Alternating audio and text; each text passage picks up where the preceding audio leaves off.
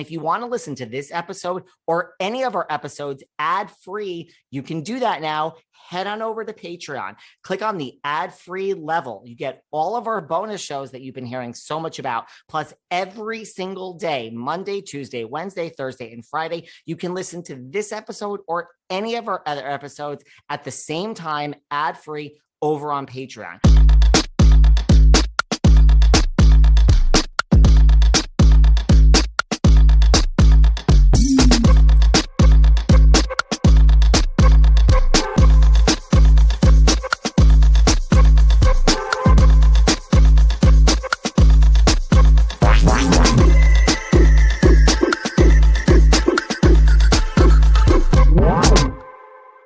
Well, today I want to share this epic chat we had with Tamra Judge. You know, everyone always wants to know about like the trajectory of the Behind the Velvet Rope podcast and how we kind of went from the little show that could and kind of now are this big thing and are on the top of the charts and blah, blah, blah. And all of that is said with no ego. But you know, we've had moments that it's kind of like a plateau, like we're at one level and then something major happens and then we kind of move forward and then we're at another level and then things keep happening. One of the first big things I think that happened, like I will always be appreciative and loyal and just like thankful to Tamra. This interview really, it was kind of the first time we ever had like a massive viral press. Just Tamra was the gift that kept giving in this interview, but I really also enjoyed her. It was right kind of after her and Vicki were no longer part of the franchise. It was right after they were let go, and we covered it all. We covered it all. Google this interview because it's out there. There's lots of things that got picked up, stuff that Tamra said about Heather Dubrow, which you're going to listen to right now. But I mean, Tamra was drinking a beer. So, like, you know, this is, I don't know. This one is, I feel, a great one to share. And I still want to hear from more people about what you guys are thinking about the OC this season. I'm going to be doing some shows covering the OC coming up. I mean, I have such mixed feelings. And I have changed my opinion. I was convinced, I've said a lot that this was Shannon's last season. I'm not so sure anymore. I'm not so sure. I'm starting to rethink that. I think Shannon... Do we have a soft spot for Shannon this season? So enjoy this chat with Tamra. It's a trip down memory lane. Everyone who hasn't heard it, feel free to check it out. Hey everyone, this is David. Welcome back Behind the Velvet Rope. And we just have to get right into it today because we are joined from 3,000 miles away. I mean, you are 3,000 miles away. I am, and missing New York so bad. And like, does everyone recognize that voice? Like, do we need an introduction? Have you guessed who it is? That's my opinion! That is literally the best introduction. The one and only Miss Tamra Judge. Hi, how are you? How are you doing? Do you miss me dearly? Well, yes, I do. I would always see you in New York. Every time I went, you would always be there. Well, see, now you understand my purpose for it all, right? Yeah. I didn't know that then. You just thought I was a crazy stalker. No, I just thought you were a fan. You know, there's a lot of, we have so many great fans. We really do. You do. I thought you were just another one of those great fans.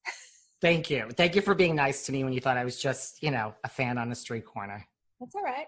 That's all right. We developed this relationship throughout the years. We have. Yeah, I love you. It was always on a street corner. It was always on a street corner. It was there was a little BravoCon thrown in there. You're kind of a prostitution whore. You know what? Sometimes the best things go down on a street corner. Well, yeah, you're not lying. I love your Real Housewives shirt that you're wearing too. Thank you. I don't know if you can see. I don't know how much of me you can see.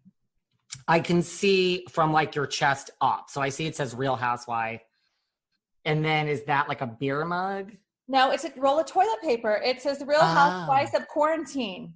Oh my God. Yes. One of my friends sent this to me and I thought, oh my God, I have to wear it.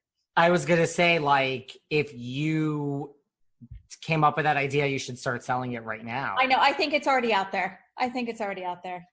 Why the hell didn't I think of that? I know, right? So what's going on with you? How's quarantine? Well, we were just saying before we started this, like you're working more now than ever. I am busier now than I've been in a long time. I'm like, how did I manage to film and do everything else? It's like, It's crazy. Like I've been getting asked to do interviews every single day. And I'm like, to the point where I'm like, I always say yes. And then now I'm like, I can't say yes every single time. I'm going insane. Well, you said yes to the right person today. Yes, I did. I mean, I'm the same way. So like, I feel like, let me just reach out to people. Like, I don't know who's going to want, it's the same thing. Every single person I am reaching out to is like, I'd love to talk to you. Can you do it like tomorrow? And I'm like, and I'm not one to say no. So yeah. I'll say yes. Yeah. I've been just busy doing so many Zoom interviews. And then tonight we have the Zoom happy hour party with Vicki, which is a brand new concept. It's really weird how things have changed and adjusted to quarantine life. Everything is just, everybody is a star now on Zoom. Seriously. So how did that come about? Like people are going to just join you guys on Zoom and everyone. Yeah, it was actually, it wasn't really our idea. It was like a promoter approached us and said, hey, do you want, and I'm like, shit, why didn't I think of that? Seriously. Right? Yeah. So people are like, at first we put the tickets out and I'm like, I think those are a little high. And then people were like, hey, those, people can't afford it. And I'm like, can you please like reduce it? And that means less money for us, but it's so many hands in the pot, agent and the promoter and me and Vicki. So we did it for the bare minimum that we could do it. And it's going to be fun. It's going to be a lot of fun. Is Vicki excited? She's super excited. Yeah. What else? So how's Eddie? How's quarantine? Eddie's good. Eddie is, he goes to the gym every single day. He just goes to work as if everything was just normal. He can't sit still. He's either cycling at the studio, just working behind his computer at the studio. We really did revamp everything. There was a lot of rumors out there saying that we were closing down. We obviously are closed down, and it is hurting us, terribly. But we took the time to just kind of reinvent what we're doing. And it was kind of a long time coming. So we brought in a trainer to professional athletes that's taken over part of our studio. It's a really good friend of ours. And so we've been just remodeling and putting in new flooring and all that stuff and turf. So we're coming back strong. Protein powders can feel so intimidating, this whole no pain, no gain BS. But the truth is, deep down, we all need protein, whether it's about muscles and working out and doing reps, or just taking a nice leisurely stroll. That's where essential protein from Ritual comes in. Ritual's essential protein is here, no pun intended, to shake things up. I love the fact that it's a great vanilla taste and there's no sugar added, no fillers, no colors, no shady additives, and it's soy-free, gluten-free, and formulated with non-GMO ingredients. I found Ritual so easy to use. You just add water, shake, and sip. And I love it comes in 3 premium formulations for different stages in life. And listen, we all have different unique nutrient needs. To make trying something new less scary, Ritual offers a money-back guarantee if you're not 100% in love. It's a money-back guarantee, guys. Plus, my listeners get 10% off during your first 3 months. Just visit ritual.com/velvet to add essential protein today. That's ritual.com/velvet. That's amazing. I'm just so jealous you have a gym to go to. I would do anything to be like BFFs with you. Well, I'd do anything to be BFFs with you anyway. Yeah. But to live in the OC and just to be like, here's my key and Eddie's going to let you in. Just go ahead and go in. Yeah, I wish I could say I was there every single day, but unfortunately, my days consist of Zoom. And it's like you have to like kind of make yourself a little bit presentable. So, get up and get ready. And by the time everything's over, it's like, I really don't want to go work out. So I did go work out today. I had to. I was going crazy. I've been so busy lately that my mental state was just getting a little wacky. So I'm like, I'm going to go work out. That's what I need. I'm so jealous. Well, here's the thing. So like I do these interviews all day, lots of housewives, lots of Bravo people. And sometimes I'm like, okay, what am I going to talk to this person about? With you, I'm just like, I started like, I don't even know where to begin. There's so much. Oh, geez. Okay. I'm ready. Listen, it's all good. So here's my thing. So listen, you've been on the show for a long time. Yeah. So like what it sticks out in your mind is like some of the highs and some of the lows. Let's just start out there now that it's come to an end. I really do get asked that question a lot. And I always say, I don't remember what I have for breakfast. So that's like really like 12 years of my life. Well, there's definitely highs and lows on the show. And, it all depends on, and I hate to say this, like how you're edited to look that year. It really is. Like totally. Last year, I really went through the whole season thinking like, oh my God, was I a little boring? Like what? And next thing I know, I'm like the one in the midst of everything. And I'm like, wait a minute, what? Like I was friendly with everybody. Like what happened? So you just never know. But I would have to say that season 9 was probably my worst season ever. I was going through a lot of personal things in my life with my ex and my daughter, and it had just started. And that's when we went to Bali. Remember when I ran and threw my shoe at the producer and said, "You'll never see me again." Yeah, I really thought that I was done and over that season. I'm like, I'm never coming back. Really? Yeah. So like you really truly thought about just quitting at times? Yes. Oh yeah. There's many times. I would have to say probably the last 3 years, I was like, okay, I'm done. And it's kind of like a drug. They pay you a lot of money but I'm so happy now. I am. I felt like there was a ton of bricks lifted off my shoulders. It just, the stress level was getting so bad on the show. It really is. I mean, it really is like golden handcuffs. Listen, because like the first year you start, it pretty much costs you money the first year with hair and makeup. I made $7,000 my first year. Wow. That's what I got paid. The rest, I probably spent more than that just on clothes and stuff. But the show was so different back then. Right. I think it's like 60 now, I think. Yeah. That's what I heard. Yeah, that's what I've heard too. Yeah. So, but 7,000, okay, well that's even less. Yeah, and then I probably made 50,000 my next year. But then towards the end, it's like golden handcuffs, and like as bad as it is, then you get a contract, and you're like, how am I going to? You have to put your time in to really make money, and I see that. Like it's kind of like that with any job. But nowadays, the girls start out with a lot much, bigger chunk. So season 9 was your low. Any highs that stick out? I don't know. I've had so many good years on the show. I think the second or third year, Eddie was on when he proposed to me. That was pretty amazing because we were done filming and we had planned on going to Bora Bora, and he had paid for it. It was already done. And he was talking to the producer and told him that he was going to propose. And they're like, "Oh my God, can we please film it?" And, normally on these things, if they travel with you, they pay for things. Right. And I guess he's like, well, okay, but, just a day or so. That's it. So they came out for 2 days, I think. And that was pretty amazing because back then the trips weren't that elaborate. Right. And to go to Bora Bora and to have a trip like that just with the two of us was pretty amazing. That's amazing. And you know what it's nothing against this person in particular, but you know what one of my Tamra highlights was? What? You, and I don't always go low, but you throwing that drink in Gina's face. Oh my God. And it's not that I don't like Gina or anything like that. Right. That was classic. Can I Housewives. tell you the backstory about that? Yes. So basically, I'm like wiping my nose. My allergies are so bad. Gina had been tipping off the press and telling them things to make me look bad in this whole separation, divorce, and all this stuff. So I had politely asked her, I said, "Can you please stop? I know you're doing this. They're quoting you. You're putting my kids in the press. You're talking about my children. Please stop." She did it again. And I'm like, okay, now I'm starting to get pissed off. And then we were away in Napa, and it was right before the season finale.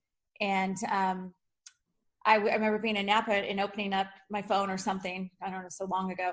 And it was a story on Radar, basically saying that I beat Simon or something. It was just something crazy like that. And I said, "This is bullshit. I'm over this." So I contact my attorney, and he's like, let's just hand her I still can't say it to this day, a cease and desist. Like a cease and desist, yeah. Yes, I always say it wrong. So I said, "Okay, do I have to have it served?" And he says, "No, you can serve her." So I told the producer, "I'm serving her ass. I'm sick of this shit. She won't shut up. This will make her shut up." And then he said to me, he's like, "Yeah," he kind of put it in my head. He's like, "You know what? If things get, just throw her in the pool or throw wine in her face or something like that." So when I'm in that scene and I give it to her and Gina says to me, "I'll throw your skinny ass in the pool," that triggered me right there because that's what the producer had. So obviously they had talked to her as well. And so I just took my glass and just swung it. And I just went, "Oh shit, what did I just do?" Like I had like a whole like mental internal breakdown. And I just started running. I ran. I don't know where I was going, but we got the hell out of there. And I remember Eddie had never spent the night at my house at that time because my kids were home. And I said, can you just please spend the night tonight? And I'm just going to wear my makeup and I'm going to lay down. And if I get arrested tonight, I want to have a good mugshot. That's always good, right? Oh my God. But I just think back and all the crazy things that had happened throughout the years. I'm just like, oh my God, like I definitely have calmed down in my older age. I don't know that I would do that again, probably, but. Did you have a lot of moments where producers like, I mean, you know, you felt that like, you know, whispering, this one's here, that one's here, like throw a drink, do this. Yeah. Oh yeah. I was kind of always their go-to girl too, because they knew that I would be, I'm a team player. So if there was times where we were all in a room, they'd be like, hey, Tamra, come here. Like, why don't you ask this question? You know, so I learned though, I don't play towards the end. I wouldn't do that anymore because basically what happened is I would do that and then I would end up looking like the asshole. Right. Yeah. What do you feel about like, you know, like the bigger implication, like now that you're not there, like, what do you feel about the whole franchise? You know, just that like they get people, which obviously I would assume most people's motivation is, I mean, I guess there's a lot of things what motivates someone to go into this. You know, like, look, they bring you in, they pay you something, you're there, you give your life. And then when they're done with you, and I don't just mean you, I mean, like anyone, there's the door and it's like, you've never existed. Yeah, no, you're absolutely right about that. And that was one of the things that after, you know, I was demoted, basically, I knew that I wouldn't. Like I always said, you know, I'm going to be true to myself. If I'm at the point in my career on the show that I'm not that interesting to be full time, then it's just time for me to go, you know? So Eddie said, and he's been saying for the past couple of years, he's like, you know what, come on, let's wrap this up. So I said I wasn't going back. And then it was like just a breakup. Like nobody reached out to me. I'm like, you know, I had these producers and crew members and PAs and audio in my house for 12 years. And a lot of them had been on the show throughout. We've had some come and go, but the majority core, you know, crews were always the same. So that's really what I miss the most is just hanging out with them and talking to them. But literally, like, I just felt like my life crashed on top of me after that, because not only was I dealing with my ex's cancer and the kids dealing with that and being so sad and so like scared for him and the kids. And then on top of it, it's like I walked away from a job from 12 years and everything was just crazy. And then nobody was talking to me. And I'm like, when you're done, they're done. They're done with you. People don't realize that. Yeah. And it took a few weeks. Well, Andy reached out to me. Andy and I have always been close, and he still to this day will send me text messages asking how I am, asking how Simon is. And I do talk to production once in a while too. So is that how it was like in the beginning though, where you were, so your situation's a little different. So if they truly came to you and said, we want you back for 3, you know, demoted, you can have 3 episodes. Well, I've always told them that I would not be a friend. I said, I'm not doing that. I've always been a team player. I bust my ass. I'm in the majority of all the drama all the time. I always speak my mind. I'm not an Emily Simpson. I don't just sit back and just be like, oh, you know, and then stay shit in my interviews. No, I'm in it to win it. And so what were we talking about? So I mean, did they come to you and say like, you are coming back? Okay. For the 3, you asked for the 3 episodes. Yeah. So I always told them, I said, listen, I will not take a friend. I went public and said it, and they knew. And so the production people, 2 people that told me basically said, like, we knew that you would not take a friend role. So we offered you a reduced role of 3 to just exit, because we felt like it wasn't fair for you to not come back at all. And I'm like, right. Well, F you, I'm not doing that either. So either you want me or you don't want me. It's just that simple. I'm not going to come back and, you know, be like the highlight of everything and be in all the commercials, but only be in 3 episodes. Like, I don't want to be used. I know what my worth is. Good for you. And that's what. And it was good money. I mean, it was my episodic rate. So I would have made, 6 figures doing it, but I'm like, because the rumor I read was like $60,000 an episode. Oh. Yeah. Oh, I thought it was 60,000 total. No, that's my episodic rate. Oh, okay. Yeah. So I think what it was kind of like, we're going to give you 3, but if we can squeeze 6 out of you, that would be great too. But I just didn't have any interest. And I just felt like it was just God telling me like, it's time, because I really had issues going into it, thinking that I was going back, and then thinking like I shouldn't go back because of the kids. And, the kids are with me full time now. And how am I supposed to go to parties and travel and do all these things? Of course, this is before, the pandemic, and have my kids at home. It didn't feel right for me, but it didn't feel right for me. Like I wasn't prepared to just walk away from 7 figures either. So it was a tough one. And it was just kind of like, oh shit, what am I doing? Is this really happening? And then I got the call. They said, we want to meet with you for our kickoff meeting. And that's what we do, like a week before we start filming. And I went, oh shit, okay, this is happening. How am I going to navigate? I was really stressed out about how am I going to navigate, because the time Simon had not come forward with his cancer. And I did not think that, I would not be the one to do it. That's his personal business. And people would see me, like I was always afraid, like I'm going to get that call while I'm filming and something happened. It was just so much going. I think like the worst case scenario of everything. I always do. Totally. So it worked out in the end. It really did. It worked out. So like in your mind, like you weren't really fired or you were demoted. Not to get hung up on semantics. Yeah. I just think like people are always so curious, not even about you, just about the semantics of it with so many people. Yeah, no. I was shocked when I got the call, because I really thought that I was coming back, and everything they had said was like, yeah, okay, we're going to start filming then. I had all the dates and everything. And then when I got the call, I was just kind of like, wait, what? You just called me 2 days ago to set up a meeting. And they're like, I know. They told me production, they're like, this is not our decision at all. So you were shocked. I was a little bit in shock, but I'm telling you, it worked out the way it was supposed to work out, because really I should have just walked. My plan was to walk away at the reunion. I was going to announce that I was going to leave at the reunion, because I had just got the information about Simon right before the reunion. And I thought, I can't do this. I can't. And it's been just an emotional roller coaster for the past 6 months. And I couldn't imagine filming during that. So how is Simon? How is Simon? He's doing the best he can do. He's gone through treatment, and we're just waiting. He's, I don't want to say too much, because it really is his personal business, but right. I can't really say much more than he already has, but we're just praying for the best outcome. But it's been very emotional and very hard to watch. I mean, I could imagine. Yeah. And especially for your kids. Yes. Too. Well, it's been extra hard because can't really be around them. So he has seen them a couple times in the past 2 months only. And it's heartbreaking to me, because it's hard enough to fight cancer, but then have to do it without your loved ones around you. Right. It's really hard.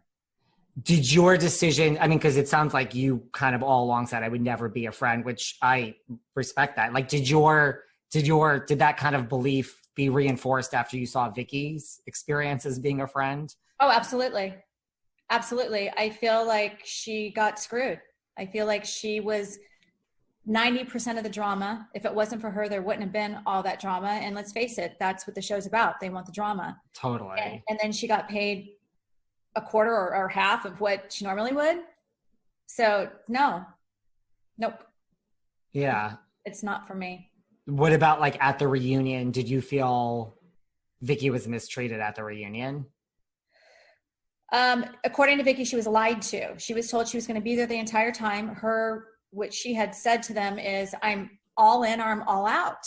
You're not going to sit me on the couch after 14 years or bring me in, in the middle of the reunion and then walk me out. And she said she was told that was not going to happen, that she would be there the entire time. And that didn't happen. So she was mad. She was really mad. Yeah, and I could understand that, like, after all these years. Right. Being brought out, like, you know, like a brand new friend that was on for one season for 3 minutes. Yeah, and then you have other people sitting on the couch and you're thinking, why the hell are they even here? Like, they don't even deserve a spot on this couch right now. So that was tough.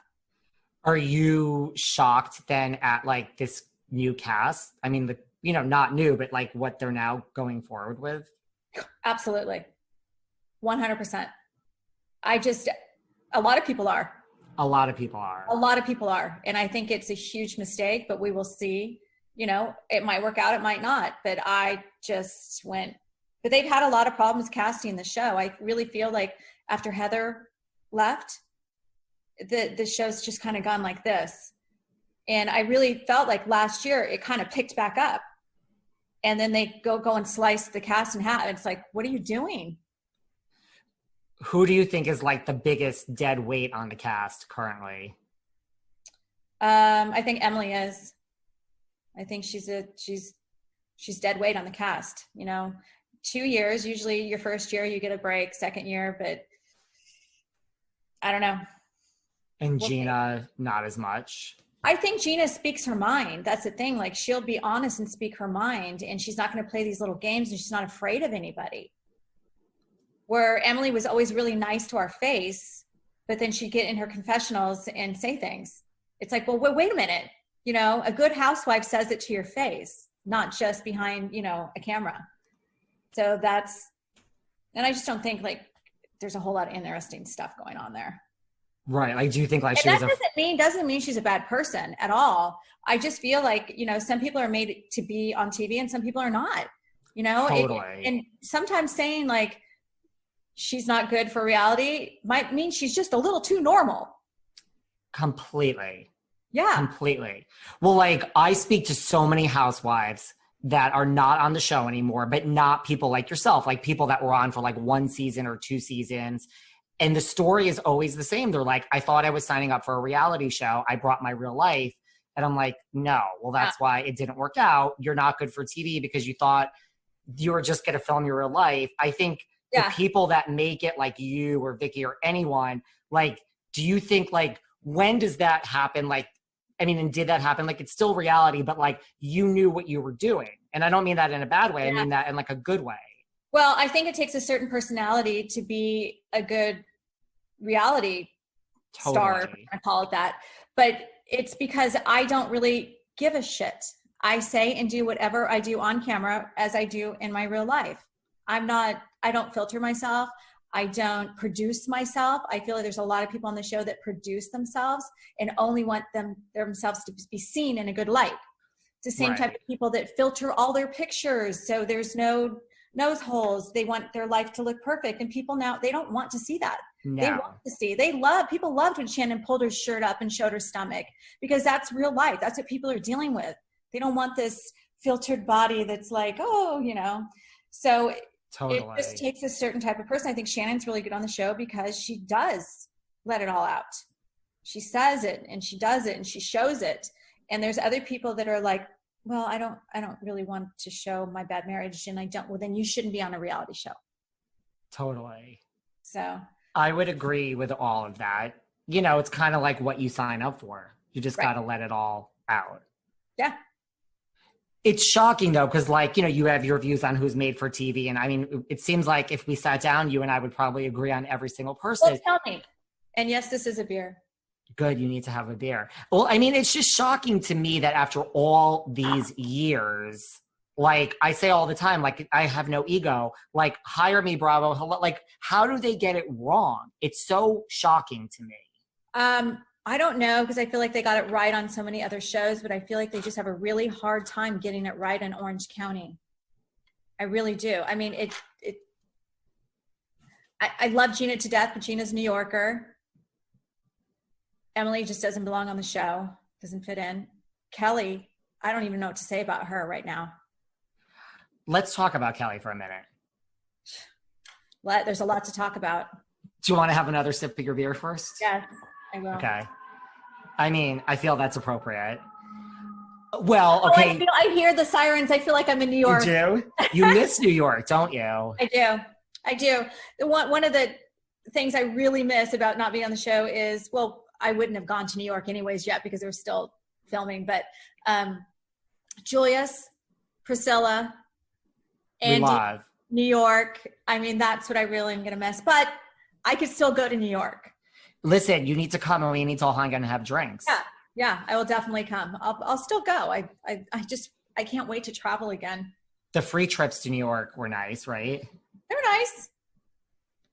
Yeah. I mean, anything free is nice, but I have a few bucks I can pay for my own way. I'm planning on coming to the OC when all this is over. I am literally, I've never gone so long without getting on an airplane. So I'm losing my mind. Oh, me too. I was always on an airplane. And I have to tell you, like, I am a person that loves to stay home. So has this affected me? Like, some people are going crazy. No, it hasn't. I'm busier than ever, but I love being home. I enjoy being home, except for it's getting very expensive for me to be home because I love to decorate, and redecorate. Really? Yes. So we had just moved right before the pandemic and the shutdown, or actually really kind of during, right at the very beginning of it. So we were under construction still. And so there's still a lot of things in the house that's not done, but I've been busy doing that. How come you guys moved? Because like there's the haters online. Oh, yeah. I have to tell you guys about an amazing new service I found called FrameBridge. FrameBridge makes it easier and more affordable than ever to frame your favorite things without ever leaving your house. You can add a gallery wall to your home office or send the perfect gift, from art prints and diplomas to the photos sitting on your phone. You can FrameBridge just about anything. Here's how it works. Just go to framebridge.com and upload your photo. Preview your item online in dozens of frame styles and gallery wall layouts. Choose your favorite one. The experts at FrameBridge will custom frame your item and deliver your finished piece directly to your door, ready to hang. If you don't know which frame to pick out when you look at all the options online, you can get free recommendations from their talented designers. I personally used it to frame my Behind the Velvet Rope logo. I chose a very simple frame and I love it. Get started today. Frame your photos or send someone the perfect gift. Go to framebridge.com and use promo code VELVET to save an additional 15% off your first order. Just go to framebridge.com, enter promo code VELVET. Framebridge.com, promo code VELVET, and get 15% off your first order. I have to tell you about a new nutritional product that I started using called Athletic Greens. Now, I started taking Athletic Greens because I wanted better gut health, I wanted more energy, and I wanted to optimize immune system. Well, let me tell you, what I love best about Athletic Greens is it's easy. I personally didn't have, and never will have time for any nutritional product that is complicated to use. You take 1 scoop and you add 8 ounces of water, and that's all you need. The other thing I love about Athletic Greens, it actually tastes great and it's inexpensive. It costs less than $3 a day. I love it. It contains less than 1 gram of sugar, no GMOs, so there's no nasty chemicals or anything artificial. To make it easy, Athletic Greens is going to give you a free 1-year supply of immune-supporting vitamin D and 5 free travel packs with your first purchase. All you have to do is visit athleticgreens.com/velvet. Again, that's athleticgreens.com/velvet to take ownership over your health and pick up the ultimate daily nutritional insurance. Do you guys do what I do every January? First, you think about the year prior of all the things you didn't accomplish that you wanted to. Then you make a bunch of New Year's resolutions. And as soon as you break them, you feel bad about yourself. Are you in your own mind the way I was? Well, get out of your mind. Let me tell you, therapy can help you learn to be kinder and gentler to yourself and help you move forward. I have to tell you guys about Talkspace. Talkspace has been a miracle for me. First of all, they match you with a licensed therapist that you can connect with not only from your computer, but from your phone, anywhere on the go. I also love that Talkspace focuses on your schedule. They fit your schedule, not the other way around. With live chat, video, and audio sessions, you could easily fit mental health into your daily routine. I also love that your information is extremely private and it's just between you and your therapist. Listen, Talkspace can help you with anything: anxiety, depression, self-doubt. Make your mental health more than just another New Year's resolution with Talkspace. Visit Talkspace.com and get $100 off your first month when you use promo code VELVET at sign up. That's $100 off at Talkspace.com, promo code VELVET. I've been sleeping so much better since the holidays, and that's because I have a Helix mattress. Helix Sleep has a quiz that takes just 2 minutes to complete and matches your body type and sleep preferences to the perfect mattress for you. Why would you buy a mattress made for somebody else? With Helix, you're getting a mattress that you know will be perfect for the way you sleep. Everybody is unique, right? Listen, Helix has soft, medium, and firm mattresses. They have mattresses that are great for cooling you down if you sleep hot. I took the Helix quiz and I was matched with an extra firm mattress. And they even get into details like, do you sleep on your side, back, stomach? Do you move around all night? Just go to helixsleep.com/velvet, take their 2-minute sleep quiz, and they'll match you to a customized mattress that will give you the best sleep of your life. Helix is offering up to $200 off all mattress orders and 2 free pillows for our listeners at helixsleep.com/velvet. That's helixsleep.com/velvet. Go now for $200 off and 2 free pillows. Do you guys love a good whodunit as much as I do? Well, listen, if so, then you'll love June's Journey. You play as June Parker, an amateur detective investigating a series of mysteries. These mysteries are full of twists and turns around every corner. And let me tell you, June is freaking fierce. I personally play to escape all my work and running this podcast and everything that's going on in the world. And no matter how many times I play, I have to tell you, it really puts your powers of observation to the test. I still kind of get thrilled every time I can solve the actual case. These Housewives ain't got nothing on June. She's awesome. And look at all the drama we've dealt with Real Housewives over the past few years. If June were on the case, she'd be able to tell you who said what to whom and who was in the right and who was in the wrong. And listen, there's new chapters every week, so there's always a new case waiting to be cracked. I can't tell you, it's so freaking addicting and so much fun. Ready to awaken your inner detective? Download June's Journey free today on the Apple App Store or Google Play. Oh, okay. So basically what happened was I, we had that big house in Kodo, and I announced that I wasn't coming back, and a lady that had been looking in this area that I'm at. So where I was, it was a double gated community. There's not a lot of those in Kodo. So it's just a little exclusive area. Not a lot of houses. Nice. And she was looking for a house in that area. So she, her real estate agent reached out to my friend Shelly, who's very well known because I've done a lot of transactions lately, buying houses, selling houses. And her name's always smeared in the press, which she loves. And she called me and she said, hey, do you think you'd want to sell your house? And I said, no, I don't think so, but let me just, because losing that kind of money is a big chunk. So Eddie contacted the financial advisor, our financial advisor, and he said, no, he says, you're fine. He says, for one thing, you live way below your means. And another thing is there's no doubt in my mind she's going to get something else. And so he came back and Eddie told me that. And I said, okay, let's just stay. Too many changes at once is not good. And mind you, this is days after I announced I wasn't going back.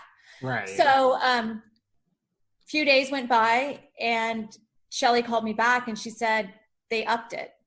And I said, how much? She's like, $250,000. And so we called our financial advisor and he goes, sell it. It's a house, sell it, pocket the money. So we went ahead and sold it. And I was like, oh shit, what have we done? I love this house, but then I'm like, it's just a house. I'd rather stick the money in the bank. And we had put a lot of money down on it too. So I'm like, and thank God we did. Thank God we did, because now the market has crashed. The house is not going to be worth. And we had bought it at more than it was appraised for because it was totally redone. So I was fine with that. I didn't have to go in there and do anything. So we had a house in Covenant Hills that Eddie owned, and it's a beautiful house, 4,000 square feet, gated community. And they had sent a text message literally 2 hours after we decided that, you know what, let's go ahead and take this offer. And the house was never on the market. And It all worked out. Thank God, thank God, thank God, thank God. Because he's had this house 17 years. Our house payment's nothing. See, that's yeah. Right? I mean, it's just a house, and like, why stress yourself out? Like, who cares? And it was kind of like my kids are happy because we are closer to their school now. We're closer to their dad. So they had lived in this house for quite a few years. So we're all happy. I'm happy. I feel like God was definitely looking out for me when all that went down. See, that's good. And right, like the market's now God knows where. Oh. Okay, so let's hold off on talking about Kelly for a minute. Don't think I haven't. Don't think I forgot about that. I did. I mean, if you're trying to change the subject. So let's go back, because we said, sometimes they get it right and sometimes they get it wrong, which I think is so obvious when they get it wrong or right. Yeah. So let's just go back and talk about quickly some of your co-stars. Okay. I mean, another great moment for you. I mean, Jesus Jugs. Brilliant, brilliant, brilliant. Let's talk about Miss Jesus Jugs. What do we think about her today? Like, what's your... Oh, I don't see her or talk to her or know anything about her. Like, she left 7 years ago. I don't even know how long ago. And she was just somebody that really wasn't smart enough for reality TV. and that's saying a lot. No, I just felt like she wasn't maybe not interesting enough. No, but she was more interesting than some. Yeah, she was more interesting than some. I'd have to say that. She was really pretty. She was good to look at. She said some dumb things like Costa Rica's in Mexico, like kind of things. But I think it got to a point where it just got boring. She just got boring. So I don't think she was one of the worst ones at all. No, I don't think so either. I think there's other ones that I'm sure you're going to bring up. Okay, so let's bring up along the same lines, Gretchen. Yeah, I was shocked when they got rid of her, to be honest with you. I didn't think they would. Right. I mean, I think they would love to be back on the show of some sort. 100%. What about Meghan King Edmonds? Still talk to her. I thought she was good. But the problem was that she didn't live here. She lived in St. Louis. And I think that having her on the show now would be great because everything that's going on in her life. Are you shocked about anything? Like that she's getting divorced? I am actually a little shocked. I'm a little shocked. But I think he has a little bit of a history of liking extracurricular activities. Yeah. Well, let me tell you, her TikTok video, she's kind of winning TikTok in quarantine. It's amazing. Okay, so I have this thing about TikTok. Like, adults, get off of TikTok. I don't understand it. I don't get it. It's just, but Meghan is good. I like her. She's good, right? She's really good. And they're not just like dances. They're like skits, and she's on it. And I'm like, she's good. And I forgot what it was. She threw some shade at Jim on TikTok. Oh, she did? It was some dance, and she ended. It was something like that, and she ended like it was geared towards him. It was very underhanded, but funny at the same time and subtle. But yeah, I don't know. No, the one thing Meghan is she's very smart. She's very book smart, so she can put those little jabs in there. And you still keep in touch with her, so that's good. Yeah. What about Miss Dubrow? Their biggest mistake, getting rid of her. Biggest mistake. I feel like the show has not been the same since she was gone. Why do you think they got rid of her? Because I heard stuff, but what do I know? I think it was a personal thing. I really do. I think it was a personal conflict with an executive at Bravo, is what I think. Like what type of personal conflict? Just like personality, like clashes. And it just didn't. She wanted things done a certain way, but trust me, there's people on the cast right now that are way worse. Way worse. Really? Yes. On them like crazy, yelling, screaming. Yes. Blowing their phones up. You're going to do this. Yeah. Like who's the worst? I can't say. Wasn't me. I was gameplay. Like I know who it is. Who? Shannon. As you take another sip of your beer. Okay, so that's a yes. But so Heather, right. So you think it was just like a conflict with like an executive? It had to have been. I felt like she was amazing on the show. She gave the show, a little bit of class, a little bit more class than it has right now. And, she was always fun trips and exciting things planned for us. And it's not like something she just did for TV, because she still does it. I mean, look at her Mother's Day stuff. She has pictures hanging from the ceiling, and memories. And I'm like, oh my God. So right. that's Heather. And that was really her life. Yes. Was she shocked? I mean, did you talk, like, was she shocked she was let go? Yeah. Oh yeah. Yeah. She took it bad. It was hard for her. So like she's the one that taught me to unfollow everybody, because it's the easiest way to get over things. And that was my first, I remembered that, because at first when what was it? How long ago was it? 4 or 5 years ago? She was also offered a part-time role and didn't take it. So she wasn't really fired. She was offered part-time. So I think what they wanted to do is just kind of smack her around and say, you know what, here's a part-time role. And then the next year they probably would have brought her back. So, but I'm just speculating. But what did you ask me? I forgot the question again.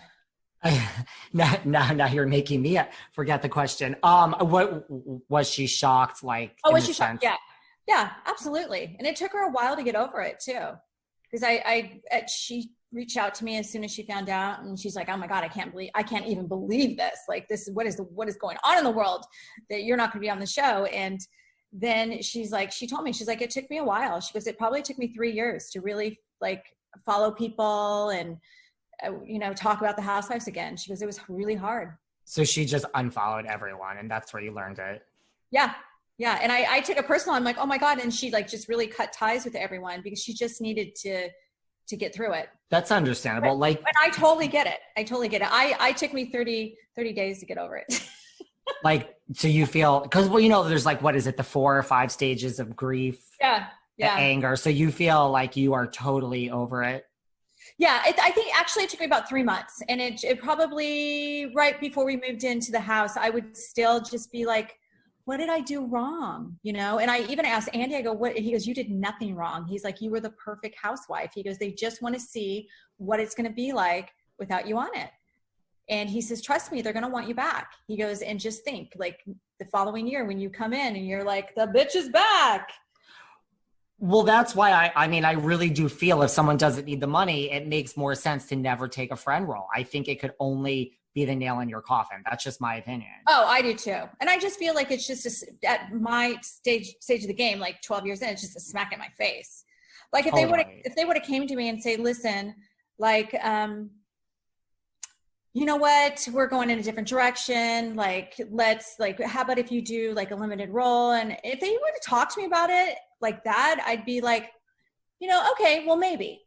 But it was the way it was presented to me, it was just kind of like, screw you. No. I don't blame you. Yeah. Now, talking about taking Heather Dubrow's advice and unfollowing. So you and Vicki unfollowed Shannon. Yes. And that was really just what? Because of like the dinner that she had with Kelly Dodd. No, actually that was just the icing on the cake. Yeah. Yeah. I hate to even talk about it. I feel like I've said what I had to say, and I don't want to badmouth Shannon whatsoever, but just kind of turned her back on me and Vicki.